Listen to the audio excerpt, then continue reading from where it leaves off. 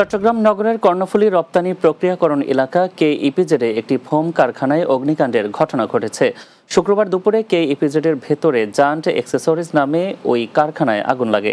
Chittagong fire service জানায়, আগুন লাগার খবর পেয়ে প্রথমে আগ্রাবাদ ইপিজেড ও বন্দর ফায়ার সার্ভিসের 3টি ইউনিট ঘটনাস্থলে কাজ করে। পরে আরও 5টি ইউনিট আগুন নিয়ন্ত্রণের কাজে যুক্ত হয়। সন্ধ্যার পর আগুন নিয়ন্ত্রণে আসে। অগ্নিকাণ্ডের কারণ খতিয়ে দেখছে ফায়ার সার্ভিস। পুরো ফ্যাক্টরি ধ্বংস হয়ে গেছে, কিছু নেই। জাস্ট বিল্ডিংও অলরেডি আমাদের যে বিল্ডিং এটা ছিল সেটা তো লেগে গেছে। আমরা ফাইনালি বলতে পারবো সবকিছু বন্ধ, সবকিছু ঠিকঠাক হওয়ার পরে বলতে পারবো কোথায় আগুনের সূত্রপাত হয়। তো আমরা একটা ধারণা করতেছি হয়তো আমাদের হরিজেন্টাল যে কন্টিনিউয়াস মেশিন আছে হয়তো ওখান থেকে কোনো কারণে লাগতে পারে, তা কনফার্ম না।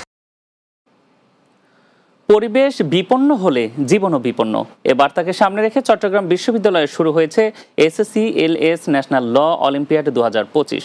শুক্রবার সকালে চবির একে খান আইন অনুষদে সোসাইটি ফর ক্রিটিক্যাল লিগ্যাল স্টাডিজের আয়োজনে আনুষ্ঠানিকভাবে উদ্বোধন হয় এই আইনভিত্তিক প্রতিযোগিতা। 2 দিনব্যাপী এই আয়োজনে অংশ নিয়েছে দেশের 30টির বেশি বিশ্ববিদ্যালয় থেকে 40টি দল। উদ্বোধনী অনুষ্ঠানে প্রধান অতিথি হিসেবে উপস্থিত ছিলেন অ্যাটর্নি জেনারেল আসাদুজ্জামান। এতে সভাপতিত্ব করেন চবি আইন বিভাগের সভাপতি ও SSC/LS মডারেটর অধ্যাপক ডক্টর রকিবা নবী।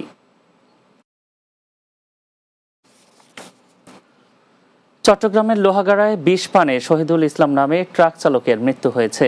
শুক্রবার সকালে উপজেলার আমিরাবাদ ইউনিয়নের 4 নম্বর ওয়ার্ডের আমির খান চৌধুরী পাড়ায় এ ঘটনা ঘটে। বিষয়টি নিশ্চিত করেছেন স্থানীয় ইউপি সদস্য আবু হেনা মোস্তফা কামাল।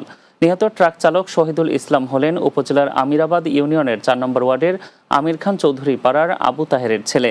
লোহাগাড়া থানার ভারপ্রাপ্ত কর্মকর্তা আরিফুর রহমান জানান, লাশটি চমেক হাসপাতালে রয়েছে এবং সেখানকার দায়িত্বপ্রাপ্ত পুলিশ কর্মকর্তার সাথে সমন্বয় করে আইনগত ব্যবস্থা নেওয়া হবে।